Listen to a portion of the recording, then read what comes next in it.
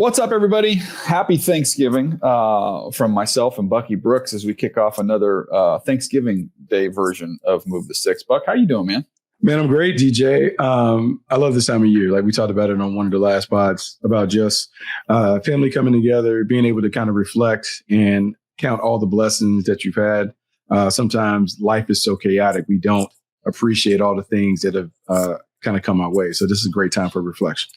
Yeah, I think that's where we start, man. We'll get into these Thanksgiving games and the Black Friday game, which is a fun slate of games, and preview those in just a minute. But I do think it is important, and not just on Thanksgiving, but at all times. I think a grateful heart's a happy heart, and I know the two of us have so much to be thankful for. I don't know what the number is now, Buck. I know we're over 1,000, right? Didn't we celebrate our 1,000th not long ago? So we've been doing the show for over a decade, and we've been friends for over 20 years. And look, it's a pinch me. We have a pinch me life that we get to do this, 5 days a week, and somehow they're paying us for this whole thing.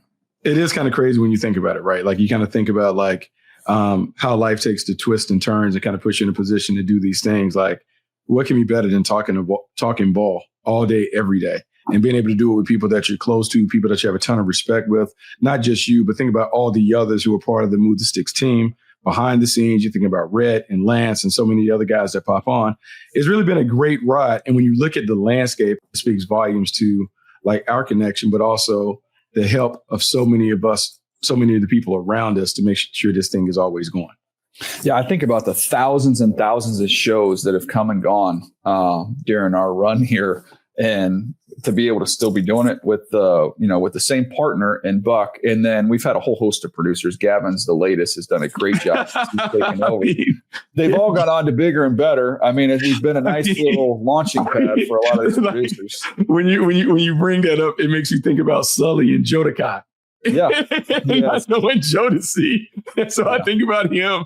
I think about TD, who's gone on to do great things with Wave Sports and Entertainment.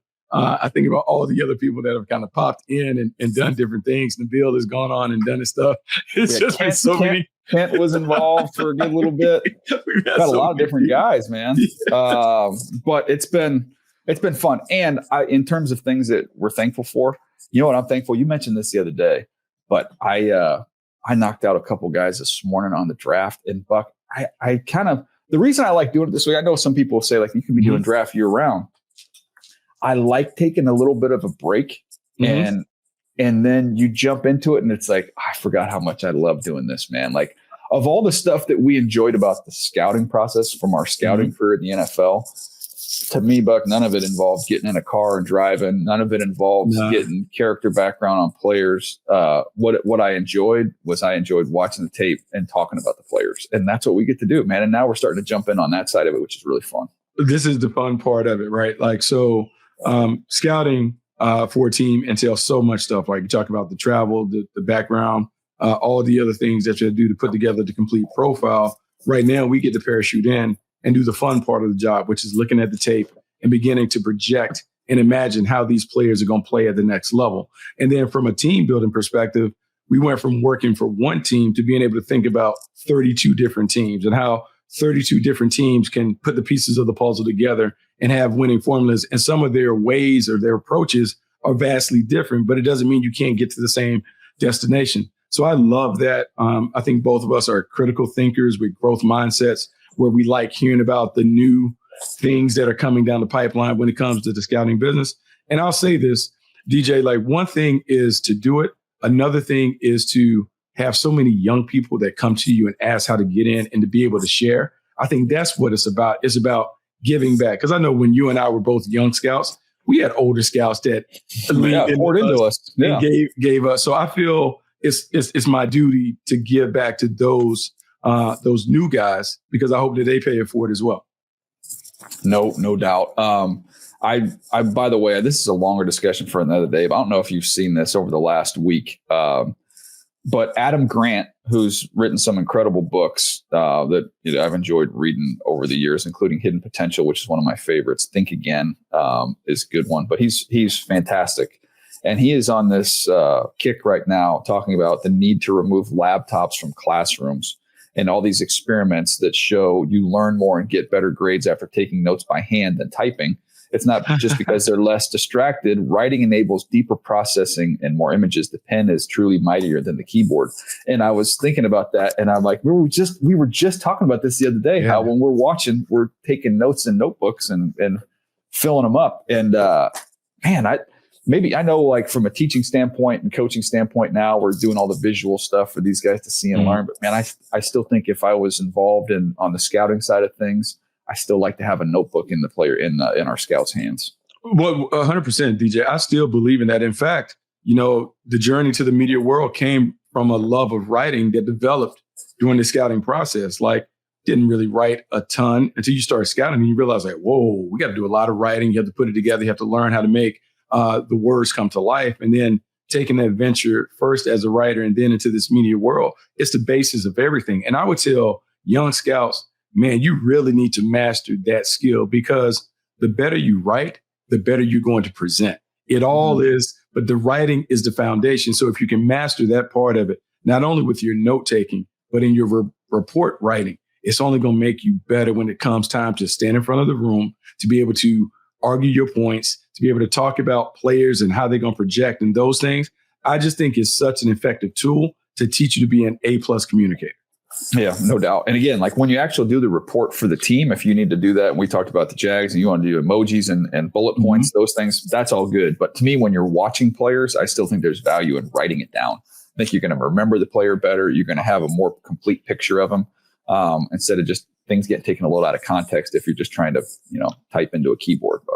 Look, man, I'm big on that, DJ. I am big on journaling. I think people scouts should journal those things. And our buddy, John Gordon, has a great reflective process where he talks about what went well, what needs to improve, what did you learn?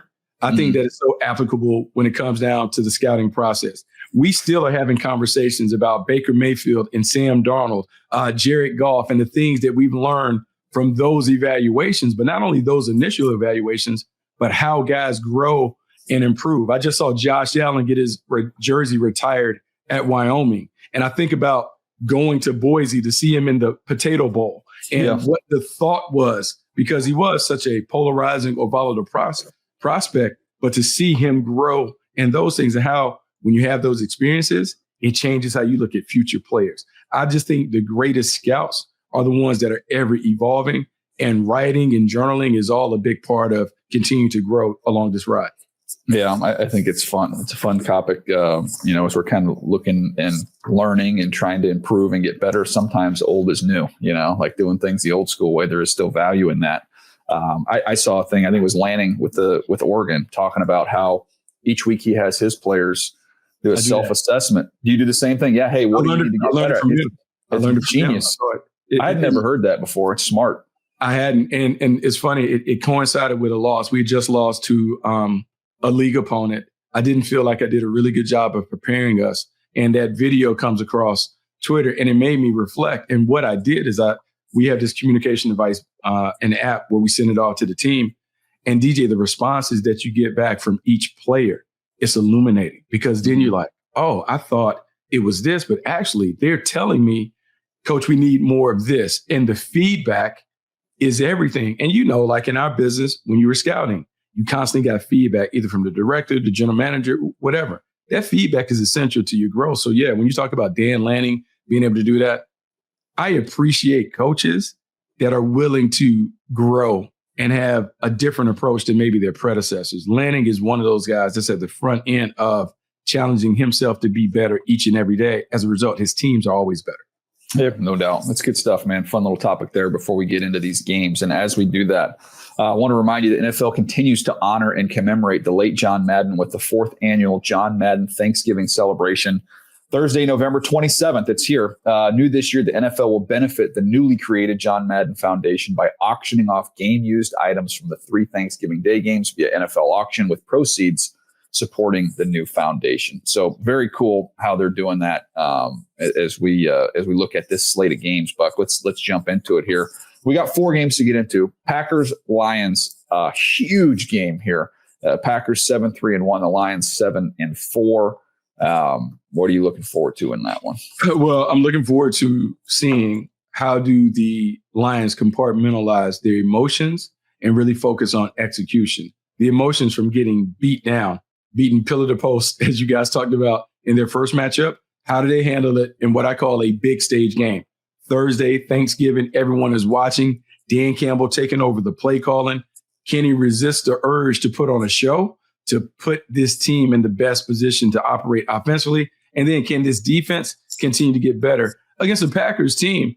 I still believe has not played their best football yet. So you're waiting for them to explode. So I want to see how the Lions handle all of those emotions against a division rival that they need to get one back against. I'll tell you what I'm looking for. One word: speed. I want to see how the speed of this Green Bay Packers defense matches up with the Jahmyr Gibbs and the Jameson Williams on the other side of the ball with the Detroit Lions. If you really look at it, how they built this team with the trade of Micah Parsons and how they've drafted the last couple of years, people talk about the physicality of Detroit and how physical they are.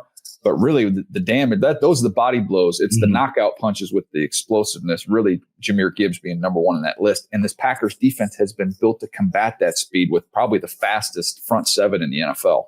Super fast. Micah Parsons gives them a tremendous amount of disruption at the point of attack. I saw the note that came up, 28 quarterback pressures, which is ridiculous. And it's coming on a week where Micah Parsons talked about 10 sacks being the floor. That he thinks a great player, 10 sacks should be the minimum in terms of what he should be able to do. I think that is great that a dominant player has standards like that, because that's what you want to see. Because if he is pushing himself to always make sure, hey, man, I at least got to get 10. And I'm not shooting for 10. That means I'm going to get 12 to 14, which allows the other guys to have impactful players. Devontae Wyatt, you think about what Rashard Gary has been able to do. This is a fast, athletic front. But, hey, man, your eyes have to go to number one. When you're doing the scouting report, you got to take care of number one. If not, he will single-handedly beat you on defense.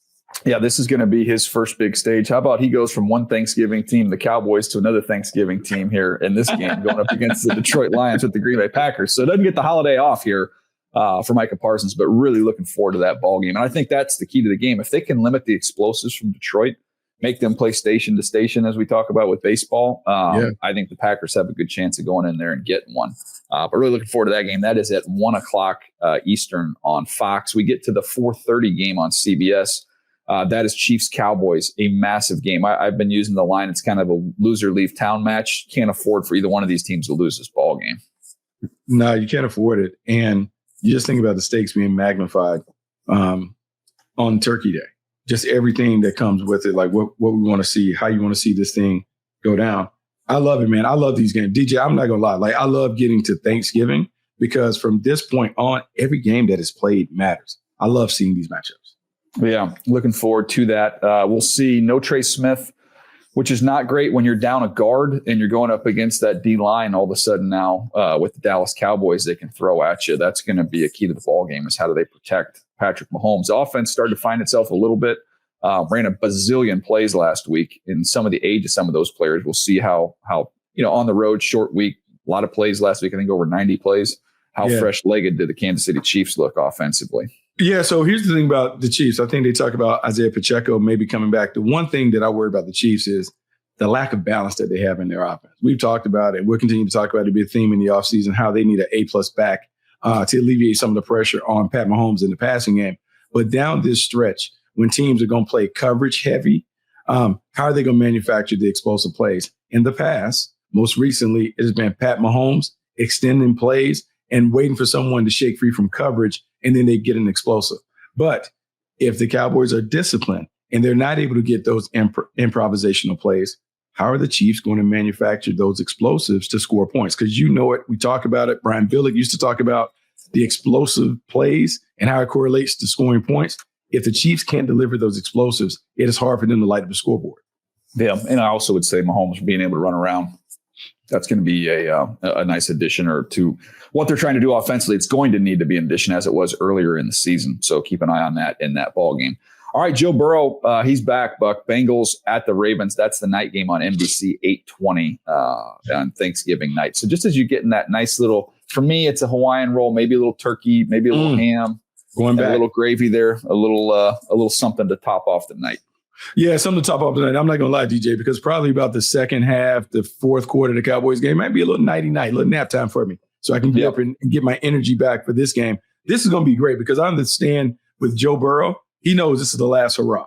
They have got to do something remarkable to get themselves into the postseason. So if he plays and we expect him to play, man, they're going to push and test the Baltimore Ravens. I will say this because the Ravens have reeled off a 5-game win streak.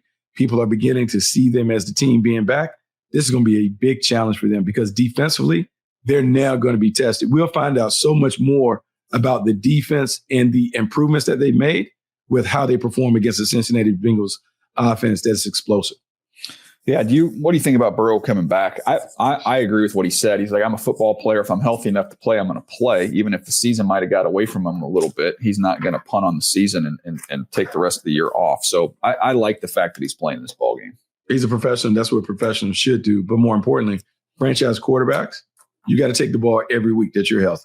I mean, that's just the expectation. DJ, when we talk about the quarterback and we talk about a lot of different physical characteristics and traits and those things, but there's a toughness that we expect from our quarterback. You saw it for years with the Chargers with Phillip Rivers.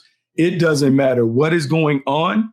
When they call out the starting lineup, 17 is there. I think the same thing holds true for Joe Burrow and anybody else that we deem to be a franchise quarterback. If they're kicking it off, I expect to see QB1 playing. Yeah, I don't think we've seen the best of Lamar Jackson yet either. And I think there's a chance against this Bengals defense that's what we get. To me, I think Baltimore had to steady everything. They had to kind of get back on solid ground, which they've done. They're now back in first place. They haven't really hit their stride yet. And it feels like to me, matchup-wise, they're going to pump 30 on the Bengals, man. That's the low number in this game for the Ravens. I mean, short week at home against that defense, they're getting 30 in this game. I mean, they need to continue to round into form because when you look at their schedule, man, they can really make a run. And we talked about all the things at the beginning. They could finish with the kind of record that we expect them to have anyway. Yeah, they need to put it up. They need to hang a number. But if they hang a number, can they prevent the Bengals from also hanging a number? Yeah. That's what I want to see. That's the thing that we haven't seen from the Ravens. We haven't seen them challenged by an offense that have high-powered capability, elite explosiveness. We haven't seen them that. So I want to measure their growth in a game against a team like this. All right, the best game of all these is the Black Friday game. It's Bears, Eagles, both teams 8-3. To me, if the Bears can block the Eagles like the Cowboys block the Eagles, Bears can win this game, man. I know that people talk about their schedule, but if their offensive line holds up, I think they've got a good shot in this game on the road at Philly. Yeah, 2 weeks in a row. I felt like the Pittsburgh game last week was huge for the Bears. I feel like that was a respect game where people had to kind of start raising their eyebrow like, hey, maybe they are. They pulled this one off. Now we begin to have the discussion about them being a contender, a legitimate contender. Despite the flaws that the Eagles have or the infighting and those things, if the Bears pull this off, you have to respect them. And Ben Johnson has done a terrific job of helping Caleb Williams play better. They had balance on the offense that they needed. But Dennis Allen in this turnover-obsessed defense, that's where you have to really give them a lot of credit. They take the ball away at an alarming rate, and they're going to challenge the Eagles, who traditionally take really good care of the ball with Jalen Hurts. Yeah, we'll see how that one goes down. Looking forward to that matchup. To me, the best one. We'll have a chance to recap all these next week as we come back on the show. I do want to, again, wish everybody a happy Thanksgiving. Thank you so much for letting us be a part of your day, whether you're in a workout, on a commute, or just hanging out. So we appreciate you, hanging with us. And also do want to remind you, we have a big time guest coming up. We got one more episode, and we're going to be previewing an unbelievable weekend of college football with the best, our buddy Joel Klatt. So be on the lookout for that episode on Friday. All right, guys, that's going to do it for us. We'll see you next time right here on Move the Sticks.